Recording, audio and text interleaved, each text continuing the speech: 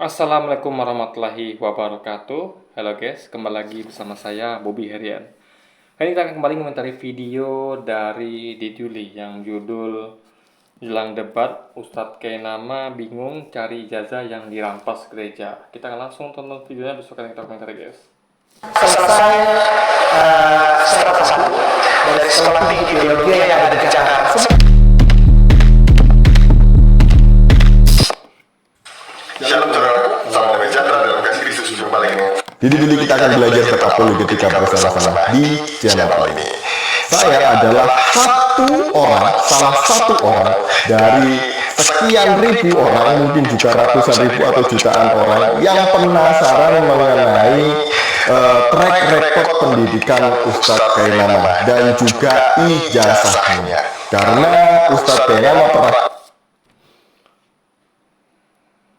Saya nggak termasuk diantaranya, kenapa? Nggak penting guys ya.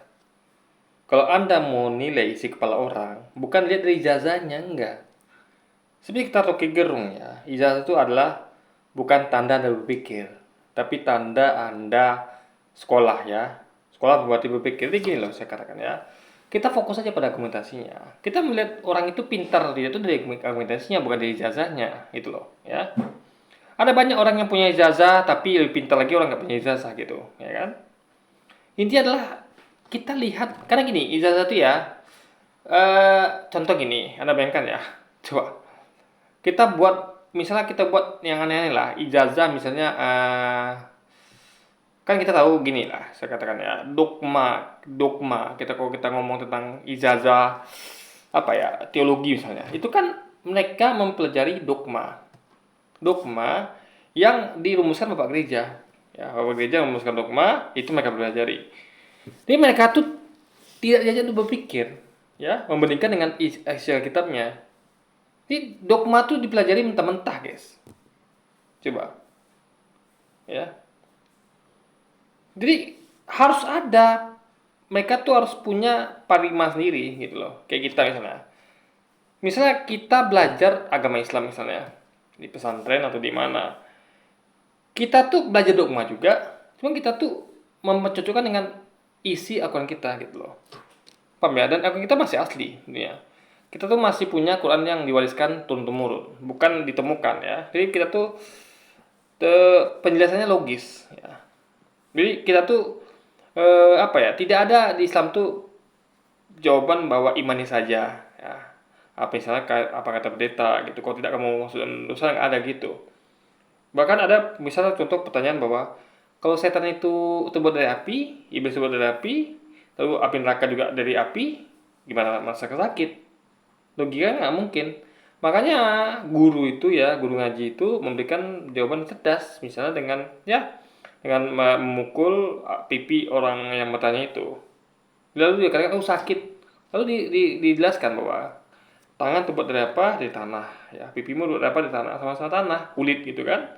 Ketika kulit ketemu kulit, sakit nggak? Sakit. Nah, begitulah setan iblis ketemu api neraka. Meskipun sama-sama terbuat dari api, juga sakit gitu. Juga ada penyesalan misalnya yang logis juga ya. Ternyata kita ketahui bahwa neraka itu kan hanya terbuat dari api, tapi juga ada ya hadis lain yang mengatakan bahwa neraka itu terbuat dari es yang sangat dingin. Saking dinginnya itu sakit.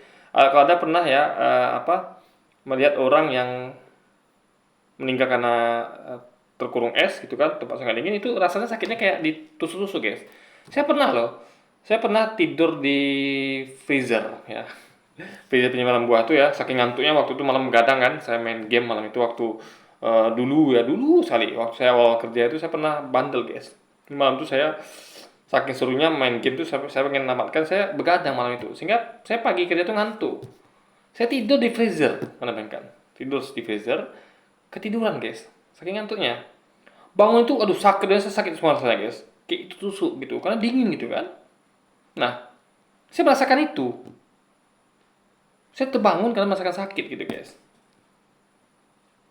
Dan saya di situ sempat terkurung, kenapa? Karena waktu itu saya nggak berani, karena waktu itu ada kegiatan di situ sehingga saya nggak berani keluar, saya tahan di situ guys daripada ketahuan gitu kan. Nah setelah kegiatan itu selesai, waktu itu ada pengecekan barang ya, saya sembunyi di pojok gitu kan, waktu zaman jahiliyah dulu kan.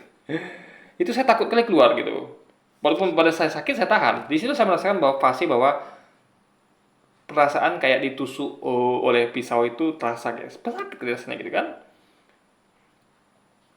Nah bayangkan itu coba, luar biasa guys. Saya nggak bisa keluar, ketahuan kan. Nah setelah udah nggak tahan lagi, untungnya kegiatan itu selesai. Mereka keluar, saya baru keluar pelan-pelan dan saya selamat dan tidak ketahuan gitu guys. Nah jadi memang jadi apa ya? Jadi apapun itu bisa dijelaskan dengan logika dalam Islam gitu loh. Dan tidak ada kontradiksi gitu kan. Semuanya bisa dijelaskan dengan logika. Jadi kita tuh di Islam tuh kita di challenge untuk malah kita tuh untuk mempertanyakan segala sesuatu. Ini nggak ada dalam Islam tuh dogma yang mana kita tuh tidak yang tabu untuk bahkan Anda bayangkan ya kayak Allah saja di aras itu bagaimana, itu diperdebatkan itu guys. Jadi biasa dalam Islam, makanya Islam tuh banyak berbeda tuh hal biasa. Selama tidak melanggar akidah, makanya Islam tuh ya ada yang meyakini bahwa Allah tuh duduk di aras itu kayak manusia duduk. Ada yang mengatakan bahwa ini nggak sama kayak manusia duduk, tapi memang di aras gitu. Jadi, banyak hal gitu guys. Jadi tentang bentuk bumi bulat atau datar itu dibuatkan Islam dan tidak ada masalah gitu kan. Anda mau meyakini bumi itu bulat atau datar kan semua dengan logika masing-masing. Dan tidak bertentangan dengan Quran karena itu adalah persepsi gitu guys. Memang gini. Intinya adalah Islam itu tidak menghilangkan perbedaan, justru kita tuh dipacu untuk meyakini sesuatu tuh sesuai dengan akal kita gitu. Nggak dipaksakan untuk ikut ini itu enggak. Tapi tetap kita tuh harus bersandar pada Pak Imam ya. Pak Imam, kita punya Pak Imam dan itu memang sama kayak ahlinya gitu guys. Jadi kayak orang-orang yang memang sudah pakem di situ. Mereka memang mengedikasi waktunya untuk meneliti gitu kan, untuk melakukan kajian. Nah, 4 orang ini aja berbeda ya. 4 imam ini berbeda. Nah, itu yang kekayaan Islam itu di situ gitu loh. Tidak dibatasi oleh satu pemikiran dan selama pemikirannya logis nggak masalah gitu guys.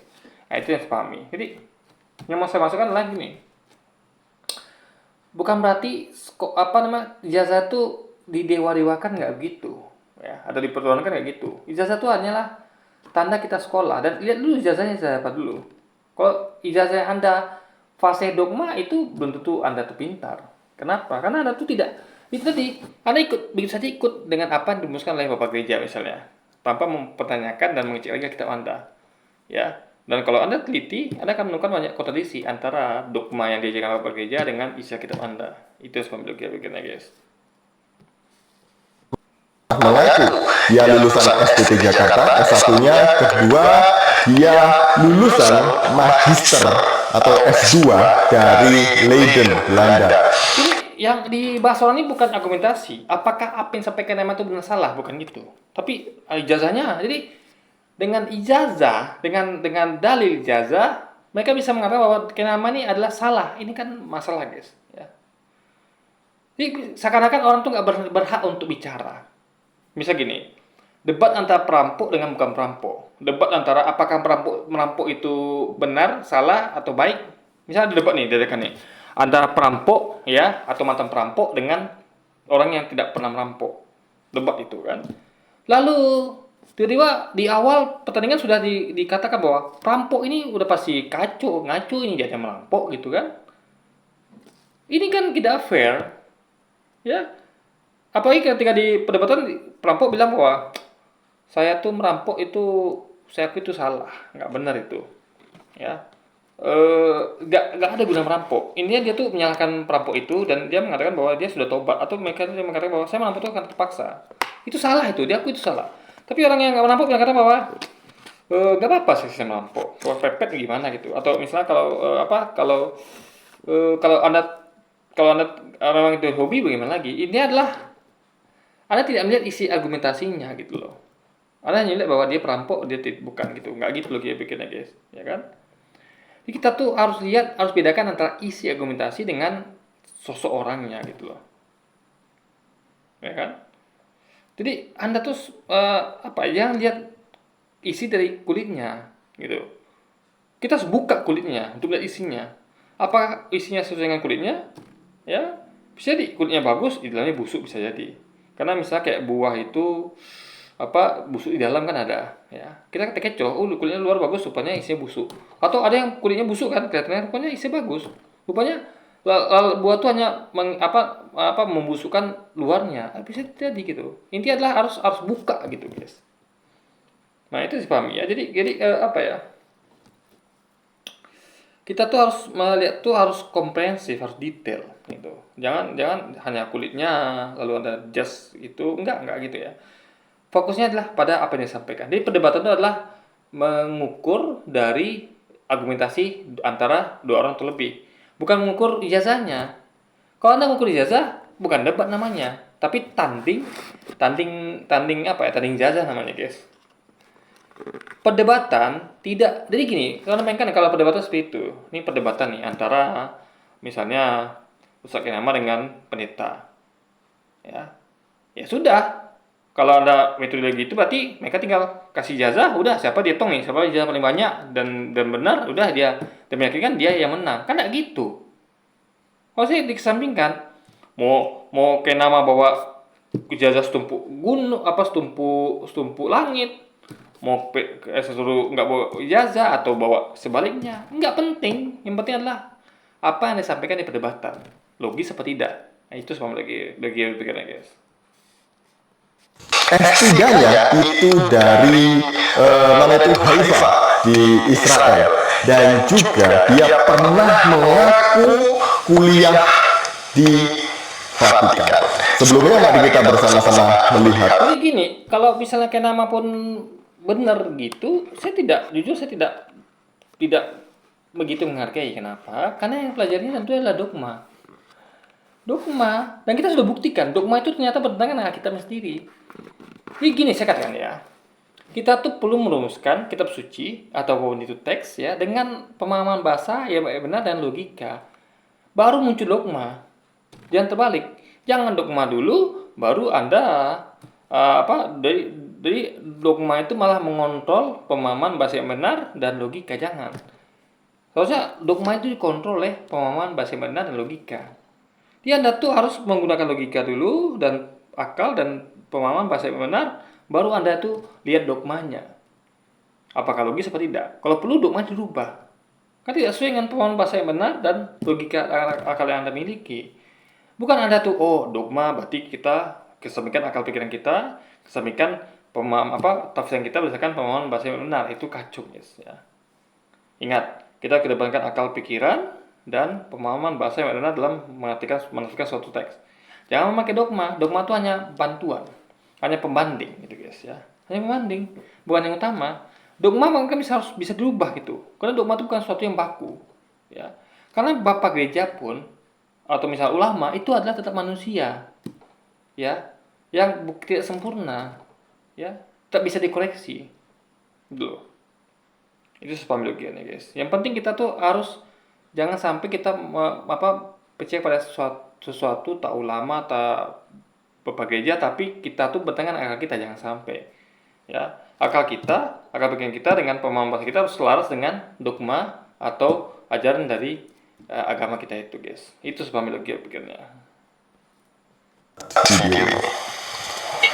Saya selesai semester 1 dari sekolah tinggi teologi yang ada di Jakarta. Sebuah sekolah tinggi, sekolah yang dipersiapkan untuk menjadikan orang-orang sebagai pelayan di rumah peribadahan sesudah kita percaya Kristen Protestan. Saya Protestan dan saya selesai. Seperti saya contohnya, saya tidak pernah punya ijazah teologi, dan bagi saya itu penting. Yang penting bagi saya adalah argumentasi saya itu adalah logis dan masuk akal. Itu yang penting. Saya nggak pernah berdebat bahwa saya lulusan S3 teologi, nggak penting bagi saya, guys ya. Ya, saya tinggal mengutamakan bahwa coba Anda bandingkan, Anda nilai apa yang disampaikan itu benar apa salah gitu. Anda pakai logika Anda pakai akal Anda bandingkan dengan statement yang saya komentari. Selesai sudah. Nggak pernah saya sampaikan, lihat nih, saya punya ijazah S3, S2. Saya dengan ijazah ini saya bisa mengalahkan dia yang nggak punya ijazah atau apa. Nggak gitu logikanya. Itu Anda bukan berdebat namanya, bukan edukasi, tapi tanding adu ijazah, guys, gitu loh. Kita edukasi itu disampaikan adalah argumentasi. Itu namanya edukasi, bukan tanding ijazah, guys.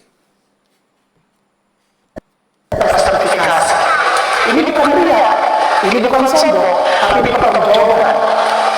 Agar setiap orang tahu bahwa tidak boleh sembarangan ketika kita mengungkapkan sesuatu tanpa pertanggungjawaban dengan data yang baik, data yang benar, data yang tepat, data yang sah, legal. Saya tersertifikasi dan saya terakreditasi. Pada saat perjalanan itu saya diberangkatkan lagi ke diizinkan Allah untuk berangkat ke negeri Belanda, ke Leiden. Dan di sana saya selesai, saya tidak di DO. Saya tidak pernah di DO. Sekali lagi, kepada saudara-saudaraku saya bilang saya tidak pernah di DO. Saya pulang karena tesis saya diterima. Tesis saya diterima dan saya pulang. Sebagai seseorang yang telah selesai pasca sarjana, setingkat strata 2, dengan gelar pulang Indonesia Master Teologi Indonesia. Setelah itu baru saya berangkat lagi ke Haifa yang kedua, pulang dari Haifa kedua saya bersyahadat. Setelah selesai dari Belanda, saya berangkat lagi ke Haifa kedua. Haifa kedua bukan sama seperti Haifa pertama. Haifa yang pertama adalah saya belajar tanah.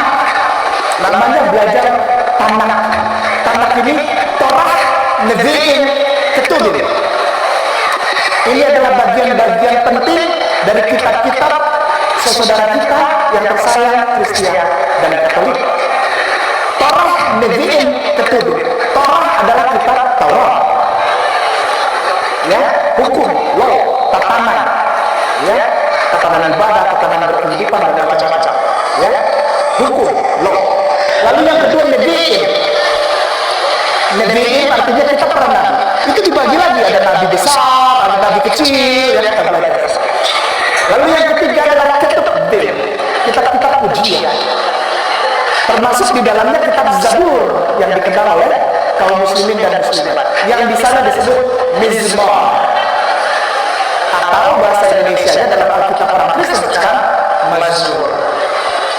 Mizmor itu di sini disebut Mazmur.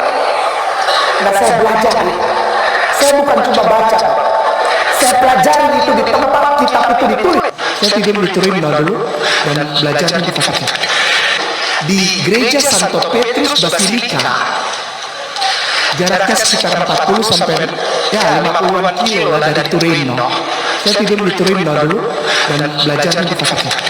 Oke, mari kita bersama-sama kupas satu-satu kesaksian Ustadz Kainama ini.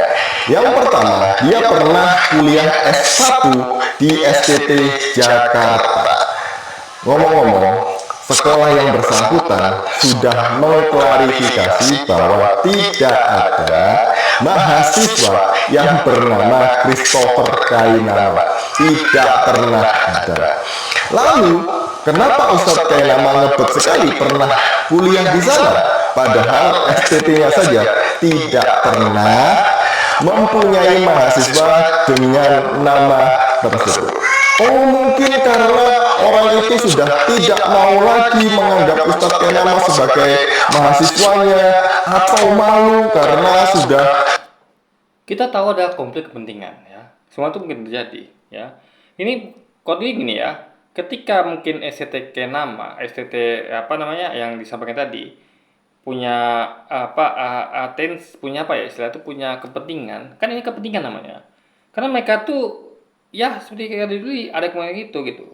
Jadi Anda bayangkan ya, mereka pernah misalnya mempunyai lulusan namanya Kainama, lalu tiba-tiba membuat jelek nama STT itu, ya. Karena dari situlah dia berasal gitu. Ini kan terjadi, mereka bisa melakukan hal-hal yang tentunya yang kita yang kita bisa curigai atau kita bisa mungkin kita asumsikan ya begitu. Mau bisa terjadi karena ada konflik kepentingan, apa bisa terjadi? Ya, konflik kepentingan, guys, ya. Kepentingan mungkin ditekan dari para pendeta atau dari Pak Kisani, ya kan? Nah, kita nggak tahu. Intinya adalah kalau saya katakan bahwa klarifikasi nggak penting, ya. Karena ada pengakuan, ada klarifikasi. Nggak cukup dengan klarifikasi. Karena mengkonter antara pengakuan dan klarifikasi itu adalah sama levelnya. Yang satu mengakui, satu lagi tidak mengakui, sama levelnya. Harus diadakan investigasi menyeluruh gitu. Nah, itu sebab berikutnya, guys. Nggak cukup hanya sekedar klarifikasi gitu kan. Muhammad gitu ya. Sebenarnya Bapak Ibu, semua sekolah-sekolah yang terakreditasi di Indonesia itu terdaftar di PDDikti. Nah, ini saya sampaikan ya. Jadi PDDikti itu adalah suatu suatu layanan atau suatu aplikasi atau suatu tempat yang mana itu adalah tidak ada pemaksaan di situ. Anda boleh tidak terakreditasi, cuman bedanya adalah Anda tuh tidak diakui dan tidak masuk di namanya terakreditasi itu. Jadi ini adalah bukan suatu kewajiban akreditasi ini, bukan ya. Banyak juga yang tidak terakreditasi. Dan juga bukan hanya institusinya, tapi juga mahasiswanya gitu loh. Karena hak orang untuk tidak terakreditasi gitu. Ini jangan katakan kalau tidak terakreditasi pasti tidak daftar, nggak begitu logikanya. Memang tidak daftar di PBDikti, tapi bukan berarti tidak daftar. Memang ada institutnya dan mahasiswanya. Itu sepahami guys ya. Sama misalnya kayak kita lihat ada misalnya sekolah terakreditasi ada yang tidak gitu kan ada yang tidak juga. Apakah mereka tidak ada gitu loh. Jadi ingat ya, ini aja mengenai resmi daftar atau tidak, bukan berhubungan dengan resmi abal-abal atau tidak, guys, bukan ya. Ini adalah suatu pilihan gitu loh. Kayak kita misalnya kita mau daftarkan hotel kita ke misalnya ke perhimpunan hotel misalnya, bisa juga tidak gitu kan, nggak masalah, guys. Bukan suatu hal yang diwajibkan, itu harus paham begini. Semua data mahasiswanya ada di pangkalan PDDikti. Bapak Ibu, Lalu dan ingat ya, PDDikti ini kan bukan dari awal, bukan dari dulu, bukan sejak pertama kali perguruan pendidikan ada, tapi baru-baru ini, maksudnya itu tidak, ya masih mungkin saya nggak tahu berapa ya, penting tidak terlampau lama, tidak sampai mungkin puluhan tahun gitu kan. Nah, tentu data mahasiswa lama bagaimana, mahasiswa lama gitu kan. Dan ya masa baru saja itu bisa memilih untuk tidak mendaftarkan dirinya gitu. Atau institusinya bahkan bisa memilih untuk mendaftarkan institusinya. Jadi itu bukan patokan utama, guys. Bukan gitu cara investigasinya. Jadi misal kayak Anda mau ngecek tentang contoh yang terdaftar sama tidak terdaftar tuh contoh di Indonesia ini adalah misalnya kayak agen perjalanan. Itu terdaftar atau tidak? Apakah Anda mengatakan bahwa agen perjalanan itu bahwa tidak ada atau tidak ada kan begitu logikanya. Harus diadakan investigasi lebih lanjut gitu guys. Untuk berikan ini memang ada apa tidak gitu loh. Bukan hanya bahwa harus terakreditasi enggak. Karena tidak terakreditasi pun tetap resmi dalam artian tidak resmi dalam artian baku PDDikti tapi tidak resmi dalam hal artian diakui negara. Cuman mereka tidak terakreditasi. Itu yang bedanya guys. Harus dipahami gitu kan. lalu ngaku sekolah di mana begitu ya, misalnya contoh sekolah di Saat di Malang gitu, akan dicek muncul nama bapak ibu di situ, contoh ini ya, pasti ada. Nah ini tidak muncul namanya Ustadz Kainama, lalu dia pasti ada yang sudah terakreditasi, yang sudah mendaftar. Kalau ada daftar ya tidak terdaftar. Jadi lu nggak ngerti bahwa dia menjadikan satu aplikasi sebagai patokan utama, nggak gitu logikanya, gitu loh. Jadi apa? Dan ini nggak ya, nama itu tentu nama itu tentu namanya mualaf tuh tentu namanya berubah ya. Jadi kita nggak tahu nama persis nama waktu dia masih dulu tuh apa gitu. Karena orang juga bisa berganti nama gitu, atau dia menggunakan nama lain misalnya. Intinya adalah banyak hal yang harus diinvestigasi gitu guys. Nggak sedangkal itu harus terakreditasi lah, harus terdaftar lah gitu. Karena tidak ada paksaan di situ gitu kan. bilang bahwa sekolah tersebut bohong. Yang bohong siapa? Karena kalau Ustadz Kainama pernah sekolah di sana, pasti datanya terekam di PDDikti. Nyatanya tidak pernah ada. Sekolah membantah, PDDikti juga tidak mencatat namanya. Itu berarti Bapak Ibu bisa tanggapi sendiri gitu ya. Kedua, pernah kuliah di Leiden juga, S2, kemudian di Haifa belajar tanak juga, kemudian sampai 2 kali dia ke sana itu. Tapi Ini apakah dengan begitu adalah langsung katakan di awal bahwa kenapa pasti kalah debat? Kan gitu logikanya. Ya. Mereka nih mendasarkan debat itu dari ijazah, guys. Kalau gitu nggak usah debat aja kalau gitu, ya kan? Cukup datang, setakan ijazah, sudah pulang. Dia cek sama juri nanti. Orang nanya, mana perdebatannya? Nggak perlu, ini ijazah udah terkumpul nih, sudah kita bandingkan ijazahnya, siapa penerimanya, ada dia menang. Karena gitu guys logikanya. Orang mau lihat perdebatan, bukan tanding ijazah gitu kan. Mau ijazah setupuk gunung, ya kan, mau ijazah itu nggak penting. Yang penting orang yang lihat tuh perdebatan telah isi argumentasinya, logikanya, bukan ijazahnya guys. Sampai sekarang keberadaan sekolahnya itu tidak diketahui. Hebat. Mungkin ini sekolahnya agak goib-goib gimana gitu ya. Jadi tidak diketahui oleh orang lain. Dan kemudian yang lucu keempat, dia pernah kuliah di Vatikan. Mungkin ini S1 di STT Jakarta, S2 di Leiden, S3 di Haifa. Mungkin Sebenarnya yang disampaikan tadi ini sudah pernah saya bahas di video-video sebelumnya, saya tonton ulang. Jadi saya malas saja bahas ulang gitu guys, karena menurut saya tuh pengulangan tuh kurang elok gitu kan. Ya, udah saya bahas itu di video saya. Bagaimana saya apa namanya mengomentarinya, bagaimana saya tuh mengasumsikannya. Karena ini semuanya adalah asumsi. Karena gini loh ya, yang membuktikan tuh sekali lagi bukan yang dituduh, tapi yang menuduh. Yang menuduh kan sekarang posisinya di Yuli, harus dia membuktikan. Kalau saya dan kayak nama, serta kita yang dituduh gitu kan, atau yang mendukung yang dituduh, kita nggak perlu membuktikan apa-apa. Di pengadilan lihat, ketika ada tersangka, apakah dia membuktikan dirinya? Enggak, yang membuktikan dirinya adalah orang yang menuduh, alias pihak dari pengacara korban. Terdakwa mah santuy-santuy aja dia. Anda bisa buktikan dia bersalah, dia masuk penjara. Nggak bisa buktikan dia bebas, selesai sudah perkara guys. Ya, tersangka tinggal duduk terang saja gitu. Nah, dia bisa membuktikan dia nggak bersalah, ya. Tapi tetap semua tergantung dari pihak korban. Karena yang membuktikan itu ada pihak korban, guys, bukan pihak tersangka, gitu loh. Karena posisinya adalah tersangka itu kan bertahan, ya. Yang penyerangnya adalah dari pengacara korban. Itu sebab lagi bikinnya, guys. mungkin ini S4. S4-nya itu di Vatikan. Nah, jadi kemudian yang lucu itu adalah ketika dia ngomong jarak antara Turin dengan Vatikan itu sekitar 40 sampai 50 km saja. Jadi dia kuliahnya di Vatikan, tidurnya di Torino.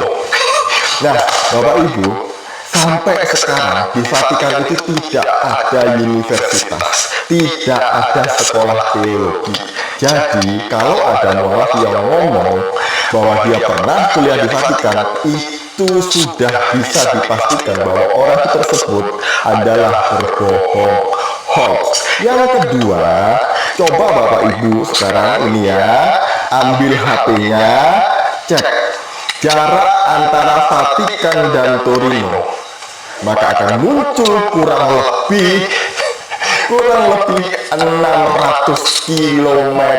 Bayangin ya, itu kalau naik mobil ditempuh ya sekitar 7 jam lah ya. Kalau jalan kaki atau naik onta ya saya nggak tahu berapa lama. Ya, tidur di Torino, kuliah di Vatikan, 7 jam perjalanan bolak-balik aja sudah 14 jam. Kuliahnya berapa lama dia kan? Padahal memang nggak ada universitas loh di situ. Dan menurut Ustadz Kenam, Contoh, saya mau pikiran beda guys ya. Kita mengecek, makanya penting untuk konfirmasi kayak nama. Ini Torino ini nama kota atau nama tempat? Ya, itu sepahami guys.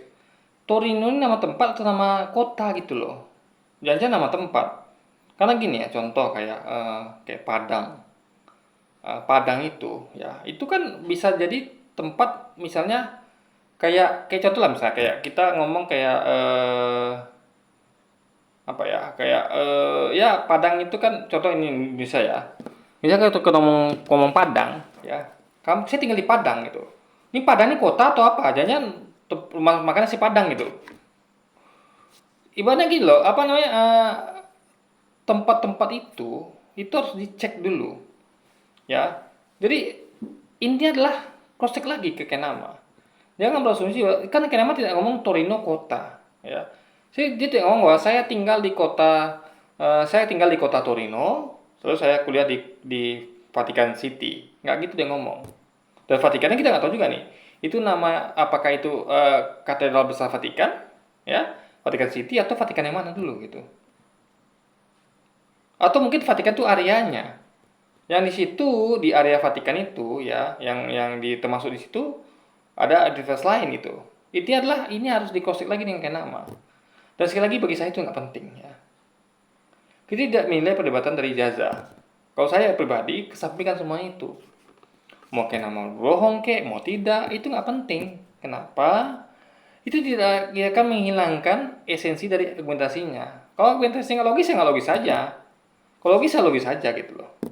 Masa Anda tuh menilai seorang dari ijazahnya, ya kan?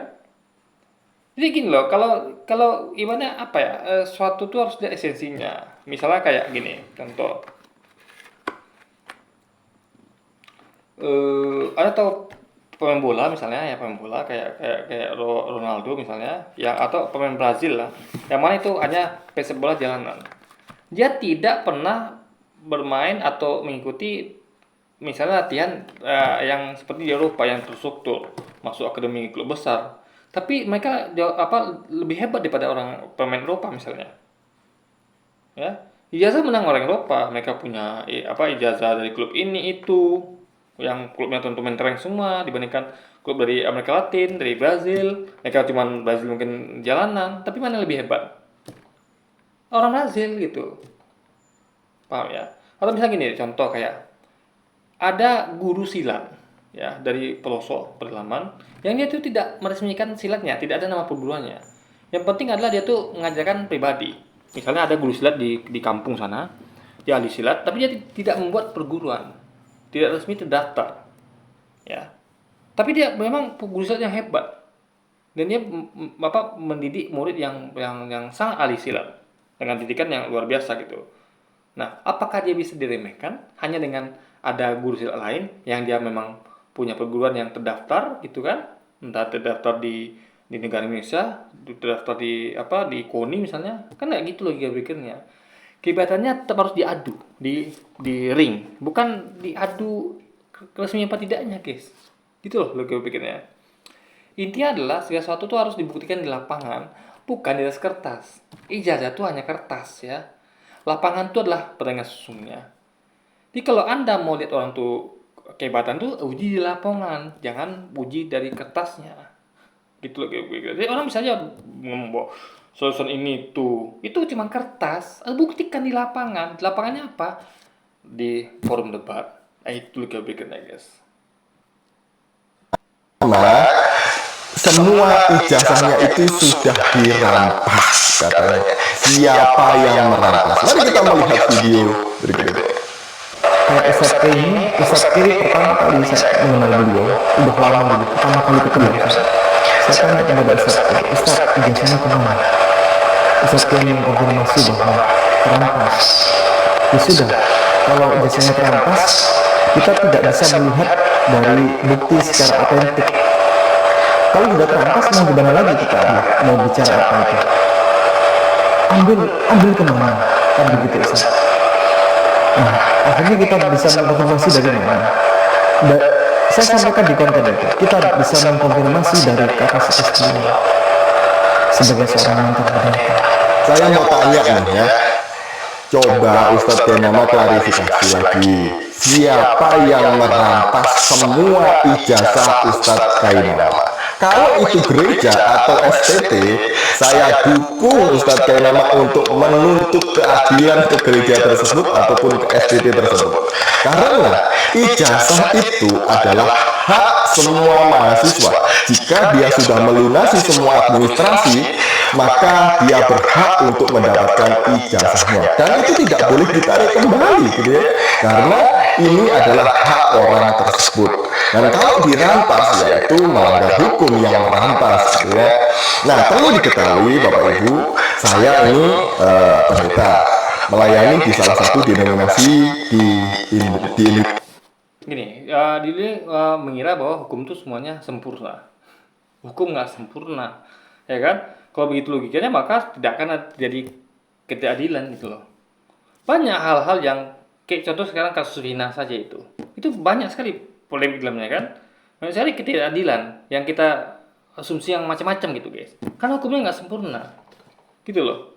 Makanya jangan coba-coba lari ke arah hukum, Ya, dikit-dikit hukum nggak gitu. Ya. Kalau saya memang jujur nggak peduli guys, mau kayak nama ijazahnya apapun nggak peduli. Kita ingin lihat perdebatannya. Dan kalau perdebatan bisa saya komentari gitu loh. Yang penting logika itu harus diadu di perdebatan, bukan adu ijazah guys. Gak penting ijazah itu, sekali lagi gak penting ya kan. Itu hanya adalah secari kertas. Isi kepala Anda dibuktikan dari apakah Anda bisa mengeluarkannya melalui argumentasi yang logis dan masuk akal ya. Bukan ada, jadi bukan debat kan, ini debat antara ini dengan ini. Lalu Anda tinggal diam lalu ini ijazah saya, nggak gitu. Anda buang ijazah Anda, keluarkan argumentasi Anda. Itu sih pahami logikanya guys. Itu baru namanya pertarungan debat logika, bukan pertarungan ijazah guys. Di Indonesia ini ya. Jadi ketika saya melamar itu tidak menyerahkan ijazah asli saya. Yang saya serahkan adalah fotokopi yang sudah dilegalisir. Jadi ijazah yang asli tetap saya pegang, tidak dipegang oleh gereja ataupun sinode. Itu tidak mungkin karena sekali lagi bahwa ijazah adalah hak saya. Dan memang Dia nggak tahu bahwa ada tempat-tempat yang ijazah itu ditahan. Contoh saya kerja, itu diminta ijazah asli loh guys, ya. Ijazah asli diminta ditahan itu, ya. Tahun depan baru boleh, bukan tahun depan ya. 3 bulan sebelum kita tuh berhenti, misal mau resign saya ini, baru saya minta itu, boleh saya minta. Tapi ya juga 3 bulan sebelumnya. Kalau bisa saya keluar sekarang, resign sekarang misalnya, itu ijazah nggak bakal saya dapatkan gitu loh. Dan itu bisa jadi mereka curang, bisa jadi mereka tahan atau mereka bilang hilang. Banyak yang jadi saya pernah kenal orang ya, itu contoh lah menggadaikan ijazahnya misalnya. Ya, kejadian ya, ada kan ijazah yang digadaikan tuh dibayar uangnya untuk mengganti ijazah yang digadaikan itu, alasannya ijazahnya hilang. Jadi semua tergantung pada yang tempat titipan ijazah itu. Ya. Jadi apa ya? Makanya banyak hal yang, makanya saya katakan ijazah tuh nggak usah diurus. Kalau anda mau masuk kerja, bukan masuk kerja, Anda mau perdebatan ya argumentasinya dinilai, gitu loh. Ya, itu hanya semacam di atas kertas itu guys, nggak terlalu penting, gitu loh. Ya, itu sebenarnya kita guys. di gereja saya untuk menjadi pendeta syaratnya adalah harus lulus S1 teologi minimal ya, baru boleh melamar sebagai pekerja, kemudian ditafsirkan jadi pendeta dalam rentang waktu yang sudah ditentukan oleh sinode saya gitu ya. Dan sekali lagi, Anda kalau bekerja di perusahaan, yayasan, lembaga apapun gitu ya, maka yang diminta adalah fotokopi legalisir ijazah, bukan ijazah asli. Berarti jadi nggak pernah dia kerja di tempat yang ijazah ditahan, nggak pernah dia. Saya mengalami, saya juga tahu ada orang mengalami itu, ijazah ditahan. Nah, kenapa ijazah ditahan? Untuk menghindari orang ini untuk berbuat masalah dan kabur. Ya, misalnya orang ini melakukan pencurian. Orang akan mikir ribuan kali untuk melakukan pencurian. Kenapa ijazah ditahan? Karena ijazah itu penting bagi dia, trust gitu guys, kepercayaan ijazah itu gitu kan. Jadi ketika dia mencuri, ijazahnya ditahan, dia harus mengganti rugi dulu baru ijazah dikembalikan. Jadi sehingga orang tidak berpikir untuk mencuri, karena ijazah ditahan guys. Ada garansinya gitu. Saya tidak akan mencuri, buktinya ijazah ditahan. Dia berarti siap tanggung jawab gitu. Jadi itu adalah untuk jaga-jaga untuk kalau dia melakukan banyak kriminal atau melakukan hal-hal merugikan perusahaan guys. Nah, itu tidak dipahami dulu. Dia masih seperti kata dalam kurung. Jadi pengetahuannya terbatas, pengalaman terbatas gitu kan. Ini sungguhan atau hanya kadang-kadang menutupi kebohongan yang lain dengan kebohongan yang lain gitu ya. Nah, sekali lagi, kalau itu memang dilakukan, saya dukung Ustadz Kainama untuk menuntut keadilan. Bapak Ibu tolong dukung juga supaya Ustadz Kainama mendapatkan haknya dan kemudian dapat menunjukkan ijazahnya gitu ya. Atau kalau saya nggak penting kenapa ya? Untuk apa juga ijazah itu bagi Kainama? Coba, untuk apa juga? Ya, emang dia debat itu berdasarkan itu kan tidak. saya nggak punya ijazah teologi, nggak penting bagi saya tetap edukasi, ya. Karena kalau itu ganjalan bagi saya tidak akan mengedukasi orang. Kenapa saya pede ngedukasi orang? Karena saya punya akal logika. Dan saya tafsirkan segala sesuatu itu teks itu dengan pemahaman bahasa yang benar dan benar-benar selesai sudah guys. Nggak perlu saya tuh ini saya buktikan saya punya ijazah. Berarti apa yang saya sampaikan benar nggak gitu. Saya tinggal katakan ada nilai argumentasi saya. Anda bandingkan dengan argumentasi orang-orang saya komentari. Mana lebih benar? Itulah dalil yang saya kemukakan. Bukan Anda lihat ijazah saya. Lalu ada bandingkan dengan komentar orang yang saya komentari. Nggak gitu. Saya tidak mengadu antara ijazah saya dengan orang yang saya komentari. Saya mengadu komentari saya dengan komunikasi orang yang saya komentari. Selesai sudah. Itu pertanyaan sesungguhnya. Nggak main jasa itu guys. Nggak main sekali lagi ya. Itu hanya secara kertas. Tetap yang harus dilakukan adalah perangkat isi otak sebagai kepala isi kepala otak sebagai senjata Anda dan dikeluarkan lewat mulut berupa argumentasi. Itulah yang harus dilakukan. Bukan Anda keluarkan ijazah Anda lalu Anda menyatakan menang kayak gitu. Yang kedua, apakah dengan Ustadz Tenana mengatakan ijazahnya dirampas, dia sedang menutupi bahwa memang dia tidak pernah kuliah? Ya salah satunya bilang ijazahnya dirampas itu adalah cara jitu supaya tidak ditanya-tanya terus mana ijazahmu gitu ya. Atau yang ketiga, jangan-jangan Kalau itu jitu, sampai sekarang orang-orang tidak akan mempertanyakan ijazah nama. Tapi udah dibilang gitu pun masih pertanyakan kan? Artinya itu bukan cara jitu. Orang kalau sudah kepo ya kepo saja. Mau kita bilang apapun sebenarnya orang itu nggak peduli. Kalau kita tidak, kayak saya nih, saya nggak kepo. Mau kenapa bilang itu dirampas, kayak apa, kayak saya nggak peduli. Karena saya nggak kepo. Tapi orang kepo kayak di Juli yang hobinya gosip, yang ngurusin pribadi orang, usaha orang, ya dia akan apapun orang tuh kasih alasan, tetap aja dia tidak akan peduli. Dia akan tetap, kan kata dia bilang tadi penasaran akan jazah kenama. Itu kan terjadi terus, walaupun kenama bilang itu dirampas. Berarti itu caranya tidak gitu. Itu ya pemilik bikinnya guys. kampus yang disebutkan S2, S3, S4 tadi itu adalah kampus yang tidak tahu keberadaannya. Memang tidak ada, gitu ya. Nah, jadi ini loh ya, Ustadz Tenana ini gelarnya ternyata sampai S4, luar biasa. Makanya ya pintar bahasa Yunani, Ibrani, tapi setiap presentasi itu banyak yang salah-salah. Makanya harus diluruskan. Aduh, lucu sekali dia. Semoga Bapak Ibu terhibur dengan Apa yang diluruskan ya? Justru yang dia kira luruskan tuh sebenarnya dia sedang mengukuhkan sesuatu yang sudah lurus. Saya harus luruskan kembali. Ini Kenama menyampaikan sesuatu yang lurus, dibengkokkan oleh Juli, saya luruskan kembali melalui komentar saya. Anda bisa bandingkan itu. Ketika Kenama bicara, dikomentari oleh Juli, dan saya komentari balik di Juli. Anda bisa bandingkan antara ketiga kita ini gitu loh. Mana yang menurut Anda masuk akal gitu kan? video kali ini dan mengobati semua kejenuhan Bapak Ibu akibat bekerja pertama setelah liburan panjang. Terima kasih. Ya orang terhibur kenapa? Karena ini channel gosip gitu. Orang kan suka gosip ya. Makanya tuh acara kayak contoh di TV itu hot gossip atau gosip selebriti itu kan mau ramai yang nonton. Ya itulah kalau orang mindsetnya sudah gosip ya begitu guys. Kalau saya tidak, ya saya tidak terhibur dengan sesuatu yang tidak mengedukasi. Gosip itu bagi saya nggak menghibur.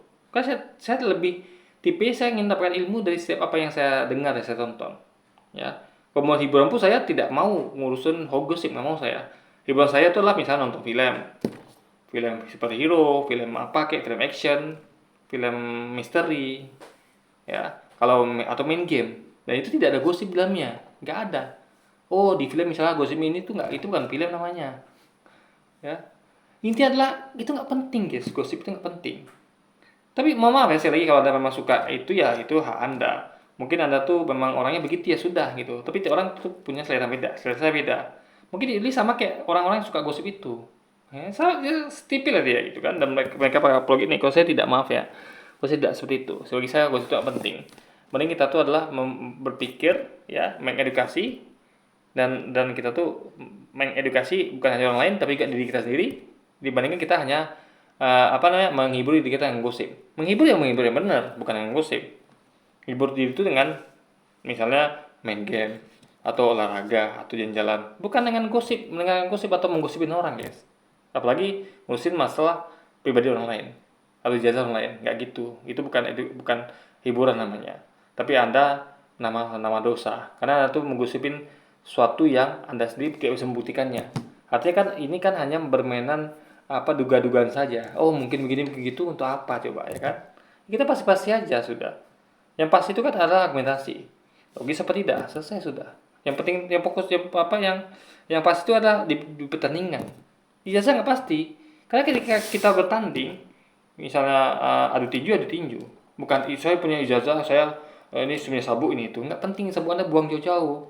Ya, belum tentu menang lawan orang yang pegang sabuk, guys. Banyak terbukti yang pegang sabuk tuh sabuknya tuh dikasih pada orang yang nggak pernah pegang sabuk. Karena dia kalah gitu kan, harus merelakan sabuknya dipegang. Ya, nggak semua orang tuh megang sabuk tuh dia menang terus.